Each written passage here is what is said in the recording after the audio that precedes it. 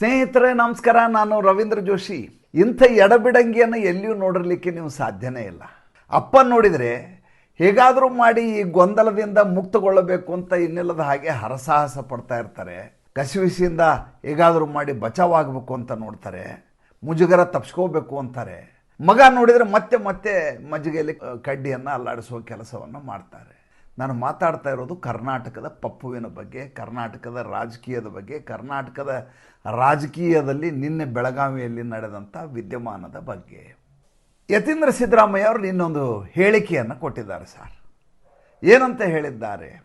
ನಮ್ಮಪ್ಪ 5 ವರ್ಷ ಪೂರ್ತಿ ಮುಖ್ಯಮಂತ್ರಿಯಾಗಿಯೇ ಮುಂದುವರಿತಾರೆ, ಹೈಕಮಾಂಡ್ಗೆ ಮುಖ್ಯಮಂತ್ರಿ ಸ್ಥಾನವನ್ನು ಬದಲಾವಣೆ ಮಾಡುವಂಥ ಯಾವುದೇ ಇರಾದೆ ಇಲ್ಲ. ಡಿ ಕೆ ಶಿವಕುಮಾರ್ ಅವರು ಕೇಳಿರೋದು ನಿಜ, ಮುಖ್ಯಮಂತ್ರಿ ಸ್ಥಾನವನ್ನು ಬಿಟ್ಕೊಡಿ ಅಂತ ಕೇಳಿರೋದು ನಿಜ. ಆದರೆ ಹೈಕಮಾಂಡ್ಗೆ ಆ ಕಡೆ ಸದ್ಯಕ್ಕೆ ಒಲವಿಲ್ಲ. ಆದ್ದರಿಂದ ಮುಖ್ಯಮಂತ್ರಿ ಸ್ಥಾನ ಬದಲಾವಣೆಯಾಗುವ ಸಾಧ್ಯತೆ ಇಲ್ಲ. ಈಗ ಇದಕ್ಕೇನಂತ ಹೇಳ್ತೀರಿ ನೀವು? ಅಲ್ಲ, ಇತ್ತೀಚೆಗೆ ತಾನೇ ಡಿ ಕೆ ಶಿವಕುಮಾರ್ ಮನೆಗೆ ಸಿದ್ದರಾಮಯ್ಯನ ಮನೆಗೆ ಡಿ ಕೆ ಶಿವಕುಮಾರು ಹೋಗಿ ನಾಷ್ಟ ಮಾಡಿ ಬಂದಾಯಿತು. ಚಳಿಗಾಲದ ಅಧಿವೇಶನ ಮುಗಿಯೋವರೆಗೂ ಯಾರು ನಾವು ಮಾತಾಡೋದಿಲ್ಲ, ಹೊಂದಾಣಿಕೆ ಮಾಡ್ಕೊಂಡು ಹೋಗ್ತೀವಿ. ಬಿ ಜೆ ಪಿಯನ್ನು ಹೇಗೆ ಎದುರಿಸೋದು, ಜನತಾದಳವನ್ನು ಹೇಗೆ ವಿಧಾನಮಂಡಲದ ಕಲಾಪದಲ್ಲಿ ಎದುರಿಸೋದು, ಅದ್ರ ಬಗ್ಗೆ ಚರ್ಚೆ ಮಾಡ್ತಾ ಇದ್ದೀವಿ ಅಂತ ಕಟ್ಟೆ ಆಗೋಯ್ತು. ಯಾವುದು ಬೂದಿ ಮುಚ್ಚದ ಕೆಂಡ ಇದೆಯೋ ಆ ಬೂದಿಯನ್ನು ಸರಿಸುವ ಮತ್ತು ಕೆಂಡವನ್ನು ಹೊರಗಡೆ ತರುವ ಕೆಲಸವನ್ನು ಸ್ವತಃ ಮುಖ್ಯಮಂತ್ರಿಯ ಮಗ ಮಾಡ್ತಾ ಇದ್ದಾರೆ. ಒಂದು ವಿಷಯವನ್ನು ನಾವು ಅರ್ಥ ಮಾಡ್ಕೋಬೇಕು. ಕರ್ನಾಟಕದ ರಾಜಕೀಯದಲ್ಲಿ ಒಂದು ಸ್ಪಷ್ಟವಾಗಿ ತಿಳ್ಕೊಂಬಿಡಿ. ಭಾಳ ಜನ ಇದನ್ನು ಯಾರೂ ಆಲೋಚನೆ ಮಾಡಿಲ್ಲ. ಏನಪ್ಪ ಅಂದರೆ, ಮೊನ್ನೆ ಬಿಹಾರದ ಚುನಾವಣಾ ಫಲಿತಾಂಶ ಬಂತಲ್ಲ, ಅದರಿಂದ ನರೇಂದ್ರ ಮೋದಿ, ನಿತೀಶ್ ಕುಮಾರ್ ಎಷ್ಟು ಸಂತೋಷಪಟ್ಟಿದ್ದಾರೋ ಅದಕ್ಕಿಂತ ಹೆಚ್ಚಿನ ಸಂತೋಷವನ್ನು ನಮ್ಮ ಸಿದ್ದರಾಮಯ್ಯನವರು ಪಟ್ಟಿರ್ತಾರೆ. ಏನು ಒಳ್ಳೆಯ ಫಲಿತಾಂಶ ಬಂತು. ಯಾಕೆ? ಸಿದ್ದರಾಮಯ್ಯನವರಿಗೆ ತಾನೇ ಹೈಕಮಾಂಡು, ತನಗಿಂತ ಬೇರೆ ಹೈಕಮಾಂಡ್ ಅನ್ನೋದು ಇರಬಾರ್ದು. ಅದು ಇದ್ದರೂ ಕೂಡ ನಾಮಕೆ ವಾಸ್ತೆ ಇರಬೇಕು ಮತ್ತು ಅದು ಅತ್ಯಂತ ದುರ್ಬಲವಾಗಿರಬೇಕು. ಬಿಹಾರದ ಚುನಾವಣೆಯಲ್ಲಿ ಒಂದಷ್ಟು ಹೆಚ್ಚಿನ ಸೀಟುಗಳು ಕಾಂಗ್ರೆಸ್ಸಿಗೆ ಬಂದುಬಿಟ್ಟಿದ್ರೆ ಮತ್ತೆ ಅಲ್ಲಿ ಕೂತ್ಕೊಂಡು ಇಲ್ಲಿ ಪಗಡೆ ಆಟ ಆಡಿಸ್ತಾ ಇದ್ರು ಕರ್ನಾಟಕದಲ್ಲಿ ರಾಹುಲ್ ಗಾಂಧಿ, ಸೋನಿಯಾ ಗಾಂಧಿ ಮತ್ತು ಪ್ರಿಯಾಂಕಾ ವಾಡ್ರಾ. ಈಗ ಅಲ್ಲಿ ಹೆಸರಿಲ್ಲದೆ ಪಕ್ಷ ಮೂಲೆ ಗುಂಪಾದ ಸಂದರ್ಭದಲ್ಲಿ ನನ್ನ ಮೇಲೆ ಯಾವುದೇ ಸವಾರಿ ಮಾಡಲಿಕ್ಕೆ ಅವರಿಗೆ ಆಗೋದಿಲ್ಲ ಅಂತ ಒಳಗಡೆನೇ ಹುಳು ಸಿದ್ದರಾಮಯ್ಯನವರು ನಗ್ತಾ ಇರ್ತಾರೆ. ಮೊದಲನೇದಾಗಿ ಸಿದ್ದರಾಮಯ್ಯನವ್ರನ್ನ ಮುಖ್ಯಮಂತ್ರಿ ಮಾಡಿದ್ರಲ್ಲ, ಅದು ಅತ್ಯಂತ ಅನನುಭವಿ ಆದಂಥ ತೀರ್ಮಾನ. ಯಾರ ಅನನುಭವಿಗಳು ಕೂಡ ಈ ತೀರ್ಮಾನವನ್ನು ಮಾಡೋದಿಲ್ಲ. ಒಂದು ಅನಿವಾರ್ಯ ಸಂದರ್ಭದಲ್ಲಿ ಇದನ್ನು ಮಾಡಬೇಕು, ರಾಜಿಗೋಸ್ಕರ. ಇಲ್ಲ ಅಂದರೆ ಅನುಭವದ ಕೊರತೆ ಇರಬೇಕು. ಗಾಂಧಿ ಪರಿವಾರದಲ್ಲಿ ಆಗಿರೋದೇನೆಂದರೆ, 3 ಜನರಿಗೂ ಅವ್ರಿಗೆ ಯಾರಿಗೂ ಅನುಭವ ಅನ್ನೋದಿಲ್ಲ. ಇನ್ನೊಂದು ಅದರ ಜೊತೆ ಸೇರಿಸ್ಕೋಬೇಕಾಗಿದ್ದೇನೆಂದರೆ, ಅನುಭವಿಗಳನ್ನು ಜೊತೆಗೆ ಇಟ್ಕೊಳ್ಳೋದಿಲ್ಲ. ಅವರು ಯಾರು ಸರಿಯಾಗಿ ಇವರಿಗೆ ದಾರಿಯನ್ನು ಹೇಳ್ಕೊಡ್ತಾರೋ, ದಿಕ್ಪಾಲಕರಾಗ್ತಾರೋ ಅವ್ರನ್ನ ಹತ್ತಿರ ಸೇರಿಸೋದಿಲ್ಲ. ಅವರು ಕಿವಿ ಕಚ್ಚುವಂಥ ಕರಟಕ ದಮನಕಗಳು, ಮಲ್ಲಿಕಾರ್ಜುನ ಮುತ್ಯಾಗಳು, ಪಕ್ಕವಾದ್ಯ ಪವನ್ ಖೇರಾಗಳು ಅವ್ರಿಗಿರಬೇಕೇ ವಿನಃ ಹೇಗೆ ಕರ್ನಾಟಕವನ್ನು ನಿಭಾಯಿಸಬೇಕು ಅಂತ ಆಲೋಚನೆ ಮಾಡುವಂಥ ಶಕ್ತಿಯೂ ಇಲ್ಲ. ಅಂಥ ವ್ಯಕ್ತಿಗಳನ್ನ ಜೊತೆಗೂ ಇಟ್ಕೊಂಡಿಲ್ಲ. ಅದಕ್ಕೊಂದೇ ಒಂದು ಉದಾಹರಣೆ ನಿಮಗೆ ಹೇಳ್ತೇನೆ. 2018ರಲ್ಲಿ ಚುನಾವಣೆ ಆಯಿತು ಸ್ವಾಮಿ. ಕಾಂಗ್ರೆಸ್ ಪಕ್ಷ ಹೇಳ್ದಂಗೆ ನೆಲ ಕಚ್ಚಿಬಿಡ್ತು. ಕಾರಣ ಆಗೇನು? ಸಿದ್ದರಾಮಯ್ಯ ಅವತ್ತು ಎಂ ಬಿ ಪಾಟೀಲ್ ಮಾತನ್ನು ಕೇಳಿ ವೀರಶೈವ ಲಿಂಗಾಯತ ಅನ್ನುವಂಥ ವಿಚಾರವನ್ನು ಚುನಾವಣೆಗೆ ಪೂರ್ವದಲ್ಲಿ ದೊಡ್ಡ ಭುಗಿಲೇಳುವ ಹಾಗೆ ಮಾಡದೆ ಹೋಗಿದರೆ ಕಾಂಗ್ರೆಸ್ಸು ಆ ಮಟ್ಟಿಗೆ ನೆಲ ಕಚ್ಚಲಿಕ್ಕಂತೂ ಸಾಧ್ಯವೇ ಇರಲಿಲ್ಲ. ಫಲಿತಾಂಶ ಹಾಗೆ ಬಂತು. ಯಾರು ಅವರ ಪಕ್ಕಾ ಬದ್ಧ ದ್ವೇಷವನ್ನು ಮಾಡ್ತಾಯಿದ್ರು ಅವರ ಮನೆಗೆ ಹೋಗಲಿಕ್ಕೆ ಹೈಕಮಾಂಡ್ ಹೇಳ್ತು ಸಿದ್ದರಾಮಯ್ಯನವ್ರಿಗೆ, ಹೋಗು ಕುಮಾರಸ್ವಾಮಿನ ಭೇಟಿಯಾಗು, ಸರ್ಕಾರ ರಚನೆ ಮಾಡು, ಕೋಮುವಾದಿಗಳನ್ನು ಅಧಿಕಾರದಿಂದ ಹೊರಗಡೆ ಇಡಲಿಕ್ಕೆ ನಾವೇ ಸರ್ಕಾರ ರಚನೆ ಮಾಡೋಣ, ಬೇಷರತ್ತಾಗಿ ಅವ್ರ ಜೊತೆ ಸೇರ್ಕೊಳ್ಳೋಣ ಅಂತ ಸೋನಿಯಾ ಗಾಂಧಿಯವರು ಅಲ್ಲಿಂದ ಕರೆ ಕೊಡ್ತಾರೆ. ಸಿದ್ದರಾಮಯ್ಯನವರವತ್ತು ಎಚ್ ಡಿ ಕುಮಾರಸ್ವಾಮಿಯವ್ರನ್ನ ಭೇಟಿಯಾದ ಸಂದರ್ಭದಲ್ಲಿ ಒಂದು ಫೋಟೋ ಪಬ್ಲಿಷ್ ಆಗಿತ್ತು. ಇವತ್ತಿಗೂ ನೆನಪು ಮಾಡ್ಕೊಂಡು ಹುಡುಕಿ ನೋಡಿ ಸಿದ್ದರಾಮಯ್ಯನವರು ಯಾವ ರೀತಿ ಕುಬ್ಜರಾಗಿದ್ದರು ಅಂದರೆ, ಎಷ್ಟು ಕುಸಿದು ಹೋಗಿದ್ರು ಅಂದರೆ, ಅಂಥ ಸಿದ್ದರಾಮಯ್ಯನವ್ರನ್ನ ಇಲ್ಲಿವರೆಗೂ ನೋಡೇ ಇಲ್ಲ. ಈ ರೀತಿ ಕೈ ಕಟ್ಟಿದ್ರು. 2 ಶೋಲ್ಡ್ರುಗಳು ಸಂಪೂರ್ಣವಾಗಿ ಹೆಚ್ಚಿಗದ ಹಾಗಿದ್ವು.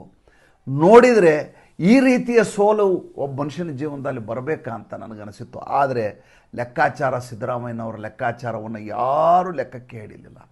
ಕುಮಾರಸ್ವಾಮಿ ಸರ್ಕಾರ ಶುರುವಾಯಿತು, ಡಿ ಕೆ ಶಿವಕುಮಾರ್ ಕೈ ಜೋಡಿಸಿದರು. ಅತ್ಯಂತ ಪ್ರಭಾವಿಯಾಗಿ ಮುಖ್ಯಮಂತ್ರಿ ಆದಂಥ ಸಿದ್ದರಾಮಯ್ಯನವರು ನಿಷ್ಪ್ರಭಾವಿಯಾಗಿಬಿಟ್ರು. ಹೆಸರಿಗೆ ಚೇರ್ಮನ್ ಅಂತ ಮಾಡಿದ್ರು, ಅವ್ರನ್ನ ಕೋಆರ್ಡಿನೇಷನ್ ಕಮಿಟಿ ಚೇರ್ಮನ್ ಮಾಡಿದರು.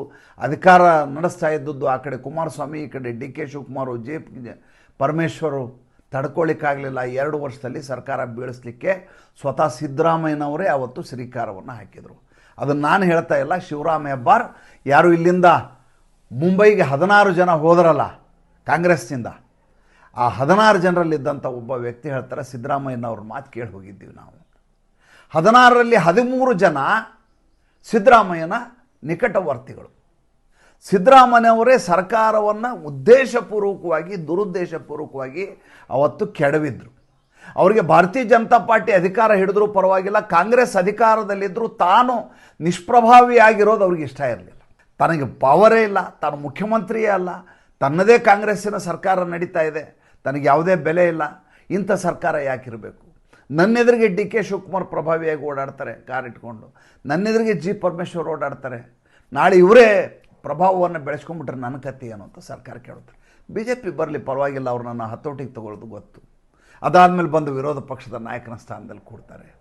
ಚುನಾವಣೆಗಿಂತ ಮುಂಚೆ ದಾವಣಗೆರೆಯಲ್ಲಿ ಅವ್ರು ಮಾಡಿರುವಂಥ ಅತಿ ದೊಡ್ಡದಾದಂಥ ಸಮಾವೇಶವನ್ನು ನೋಡಿ, ಅದರ ಉದ್ದೇಶ ಕಾಂಗ್ರೆಸ್ಸನ್ನು ಮುಂದೆ ತರಬೇಕು, ಕಾಂಗ್ರೆಸ್ಗೆ ಅಧಿಕಾರ ಬರಬೇಕು ಅಂತಲ್ಲ, ಸಿದ್ದರಾಮಯ್ಯ ತನ್ನ ಶಕ್ತಿಯನ್ನು ಹೇಗೆ ಪ್ರದರ್ಶಿಸಬೇಕು ಅಂತ ತೋರಿಸಿದರು. ಅವರ ಒಂದೇ ಒಂದು ಕಪಟ ನಾಟಕದ ಮೂಲ ದ್ರವ್ಯ ಯಾವುದಪ್ಪ ಅಂದರೆ ಅಹಿಂದ ಅಂತ ಹೇಳ್ತಾರೆ. ವಾಸ್ತವವಾಗಿ ಈತ ಅಹಿಂದದ ನಾಯಕನೇ ಅಲ್ಲ. ಕುರುಬ ಸಮುದಾಯ ಬಿಟ್ಟರೆ ಉಳಿದ ಯಾವ ಸಮುದಾಯಕ್ಕೂ ಈತ ನಾಯಕನಾಗಿ ಹೊರಹೊಮ್ಮುವ ಅಥವಾ ಈತ ನಾಯಕನು ಅಂತ ಸಮುದಾಯದವರು ಒಪ್ಕೊಳ್ಳುವಂಥ ಪ್ರಶ್ನೆಯೇ ಇಲ್ಲ. ಆದರೆ ತನ್ನನ್ನು ತಾನು ಅಭಿನವ ದೇವರಾಜ ಅರಸು, ತನ್ನನ್ನು ತಾನು ಹಿಂದುಳಿದ ವರ್ಗ ಸಮಾಜದ ದಲಿತರ ಶೋಷಿತ ವರ್ಗದ ನಾಯಕ ಅಂತ ಬಿಂಬಿಸ್ಕೊಂಡು ಓಡಾಡ್ತಾರೆ.